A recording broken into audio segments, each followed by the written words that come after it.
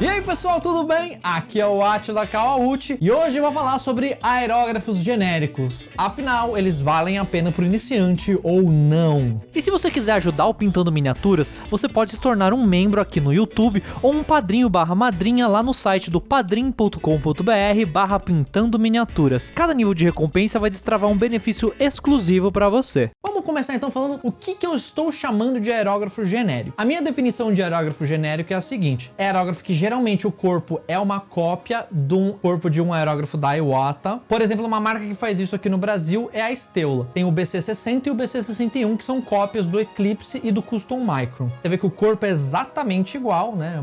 Exatamente igual, né? Mas é muito parecido. E o projeto segue mais ou menos o projeto do aerógrafo. Claro que não com o mesmo nível de precisão e de qualidade que o Iwata tem, dado porque ele custa muito mais do que esses aerógrafos mais baratos, né? São mais comuns aqui no Brasil, ou você vai comprar na AliExpress ou no Mercado Livre. Se esses aerógrafos genéricos são tudo igual, por que tem uns que tem a marca Master, ou tem o Impel, ou tem Stella, ou tem Urban, ou tem Wonder? Qual que é a diferença, afinal das contas, desses aerógrafos? A diferença real não existe, né? O corpo, o sistema todo é a mesma coisa. O que vai mudar é coisas que estão por fora. Porque o que essas empresas fazem? Eles pegam esse aerógrafo, esse corpo do aerógrafo, ele é todo fabricado lá na China, e lá eles imprimem o logo de cada uma dessas empresas. Então é literalmente o mesmo aerógrafo, ou um projeto genérico qualquer ali de aerógrafo, que tem um logo impresso diferente. E aí o que faz? Eles mandam esses aerógrafos aqui pro Brasil, e aí eles fazem a reembalagem deles seguindo os padrões que precisa nacional aqui. Tem embalagenzinha, código de barra, eles podem jogar um outro acessório extra, né? O pacote vai variar de empresa para empresa. O grosso que eles estão fazendo é um reembalamento. Algumas empresas, quando chega aqui no Brasil esses aerógrafos, eles fazem uma revisão extra para adicionar uma camada extra de controle de qualidade, né? Ver se tá tudo mais ou menos ok, se tá funcionando mais ou menos antes de reembalar. Fazem algumas modificaçõezinhas menores no corpo, sei lá, às vezes a parte de trás do aerógrafo é diferente, eles pegam uma outra parte de trás, ou tem um anelzinho de uma outra cor ali entre o corpo, a ponta do aerógrafo e o meio, ou a pontinha, o biquinho da frente ali, às vezes é um bico aberto em vez de ser um bico fechado. Aí tem micro variações que na prática não influenciam muito, é uma coisa mais visual mesmo para se diferenciar, e é o logo que fica diferente ali no corpo do aerógrafo. Mas essencialmente o mecanismo todo interno ali é o mesmo para todas essas marcas. Só que mesmo dentre esses genéricos chineses, hoje em dia existem algumas empresas que estão trazendo aerógrafos que são fabricados dessa forma na China mesmo, só que com projetos um pouco diferentes, que não são uma cópia exata da Iwata, como o da Impel e da Stella, por exemplo. Às vezes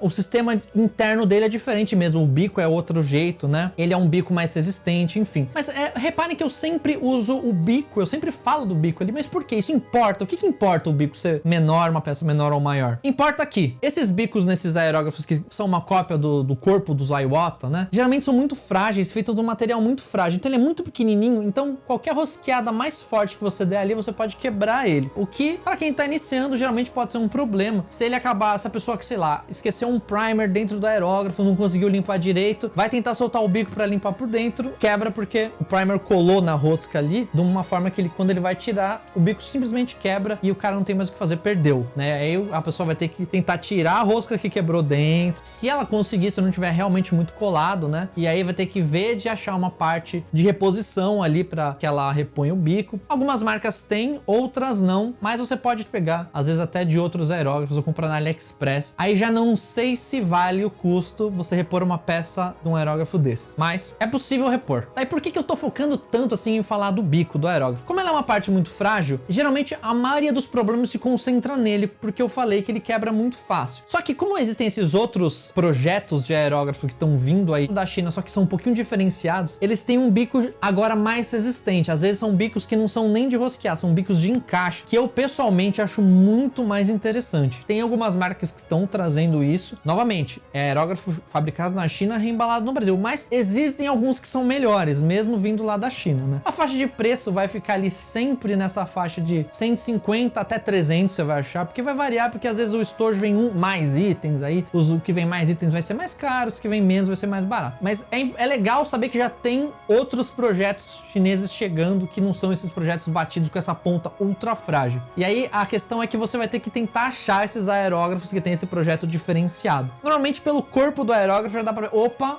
não é igual. Vamos ver como é que é o sistema de bico. Às vezes você consegue achar umas fotinhos e fazer essa análise ali. Isso garante que o aerógrafo vai ser bom? Não, mas pelo menos já tem uma parte diferente, já tem uma parte que não vai ser tão frágil assim, mas já é alguma coisa. Eu pessoalmente respeito um pouco mais esse tipo de projeto de aerógrafo. Tá, mas Átila, você sempre reclama que o bico é uma cópia do Iwata. E por que você não está reclamando do Iwata nesse caso, já que o bico é igual? E o bico é realmente, fisicamente, você pega um assim, olha, um do lado do outro, eles são iguais. Pequenininho, difícil de rosquear, só que tem uma diferença que é crucial na Iwata. São duas, na verdade. Primeiro, o material com que esse bico é feito dos aerógrafos da Iwata é um metal muito mais resistente, é muito mais difícil de quebrar. Claro que dá pra você quebrar porque ele é pequeno, se você forçar a mão ali, você quebra, né? Mas são muito mais resistentes. E mais o principal desses aerógrafos que vai diferenciar um genérico de um aerógrafo bom de verdade é o alinhamento do aerógrafo. O alinhamento do aerógrafo é uma das coisas que mais influencia na hora da atomização barra pulverização ali da tinta. E é uma coisa que você vai pegar o aerógrafo e falar, tá alinhado esse aerógrafo. É uma coisa que a gente não consegue ver a olho nu. Então, agora eu trouxe pra vocês umas imagens que eu filmei no microscópio. E eu vou mostrar pra vocês um Custom Micron,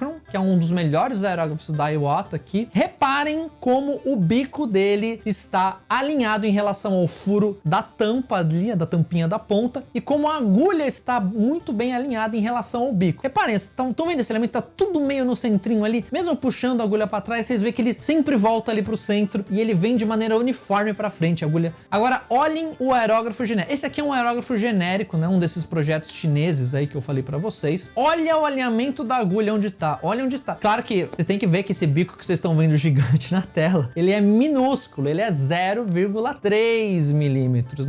Não é 3 milímetros, é 0,3 milímetros, é minúsculo. Mas vocês notam a diferença de alinhamento. Até o buraco da tampa do bico ali, ele nem sequer é redondo de verdade, ele é meio ovalado, meio distorcido ali. Então a relação entre a tampa e o bico fica meio aberta de um lado e mais fechada de outro. E a agulha completamente torta ali, ela vai totalmente pro canto ali, ele puxa para um lado específico ali o alinhamento, tá? Só para vocês terem uma ideia também, esse aerógrafo genérico que eu tô mostrando, ele é muito mais novo do que o meu Custom Micron. O meu Custom Micron já tá batendo ali mais de 2 anos aqui na minha mão, e esse aí eu comprei esse ano. Usei ambos, tá? E vocês veem que, né, o negócio não é alinhado. E depois eu comecei a olhar outros aerógrafos meus e fui vendo isso mesmo, que realmente esses aerógrafos mais genéricos, eles tendem a ter esse alinhamento pior. E é isso que vai fazer com que a pulverização seja de uma qualidade pior. Só que vamos voltar aqui para a realidade então agora. Você vai pagar mais caro para ter esses materiais de maior qualidade, essas marcas mais confiáveis e que tem um alinhamento muito melhor quando você está comprando um aerógrafo desse de marca. Só que eles custam muito mais, né? Eu não vou mentir para vocês e falar que eles custam próximo do valor, porque não custa, é muito mais caro. O Custom Micron é um dos aerógrafos mais caros que existe, ponto, né? Eu acho que não tem aerógrafo mais caro que esse. Mas quando a gente tá falando dos aerógrafos baratos, os usos de aerógrafo não é só para quem vai pintar uma miniatura, que a pessoa tem um nível técnico tão alto que ele consegue perceber as maiores distorções na pulverização e o mínimo errado na pulverização ali pode incomodar essa pessoa. A minoria das pessoas é chato nesse nível como eu. Então, quando você estiver usando um aerógrafo, você vai fazer coisas mais simplificadas, tipo, eu quero fazer uma camada base para pintar um bolo, uma transiçãozinha simples numa camiseta, quero passar primer na minha miniatura, quero jogar verniz num Hot Wheels que eu pintei. Todos esses trabalhos, qualquer aerógrafo faz, independente se for um aerógrafo de R$50, sim, existem aerógrafos de R$50 que você consegue comprar na AliExpress, ou se for um aerógrafo de R$3.000, eles vão conseguir igualmente fazer esses trabalhos. A diferença vai ser uma coisa de durabilidade e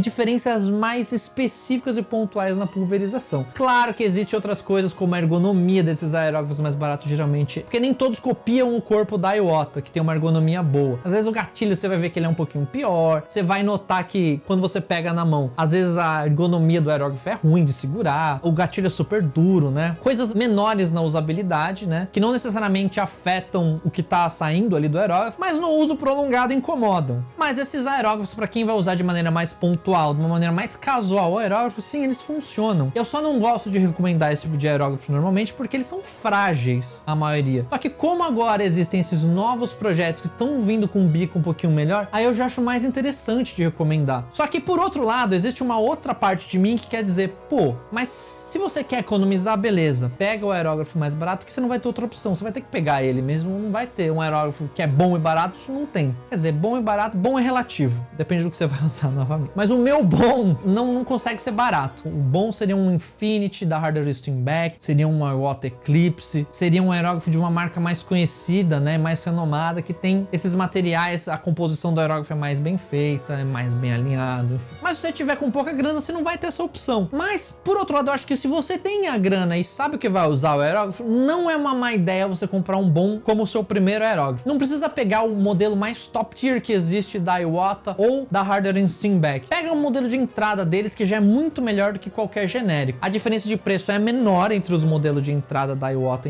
ou da Harder Steinbeck em relação aos genéricos, né? São mais caros? São. Mas, por exemplo, a gente tá falando aqui de 600, 800 reais contra, às vezes, 300, 200 de um genérico. Se você pegar um muito genérico chinês, como eu falei, chega a 50 sim, mas a maioria aqui no Brasil não é tão barato assim. Ou seja, o gap de diferença é menor e você vai ter um negócio que vai durar mais, é mais confiável. Partes de reposição você encontra para comprar de maneira fácil, né? E são, no geral, produtos que vão durar mais. Você não vai precisar trocar porque o aerógrafo tá arriando conforme você vai usando. Então essa é a diferença. Se você acha que não vai usar muito aerógrafo, talvez é melhor você gastar menos mesmo. Agora, se você tem a noção que você vai usar, você vai precisar disso, usar uma ferramenta que você vai usar, pintar em quantidade, você não quer se preocupar em o negócio quebrar na sua mão, né? Ou ir arreando pro tempo, eu acho que já vale a pena você investir no maior. Se você tiver a grana, se você não tiver, novamente você não tem opção, você vai ter que pegar o barato. Mas saiba, fique tranquilo que dá pra usar. A parte ruim é que eu sempre exijo o mais dos meus materiais, assim, como eu pinto em nível display, eu não quero o mínimo do spray errado quando eu estiver pintando numa miniatura display. Pra mim, ia ser catástrofe, né? Então, eu sou muito chato com esse tipo de coisa, mas eu sei que a maioria não vai precisar desse nível de coisa pra pintar a maioria das coisas que um aerógrafo serve pra pintar, né? Como eu falei, vai de bolo, camiseta, miniatura, impressão 3D, carrinho, boneco, qualquer coisa, né? Maquiagem também, principalmente pra maquiagem. Nossa, pra maquiagem serve muito, porque o rosto de uma pessoa é muito grande perto das coisas que eu tô acostumado a pintar. Então, o nível de pulverização ali vai ser mínimo. Mesmo um bolo é grande, né? Até uma camiseta também. Então, nessas... Ou tem gente que usa pra customizar capacete de moto também,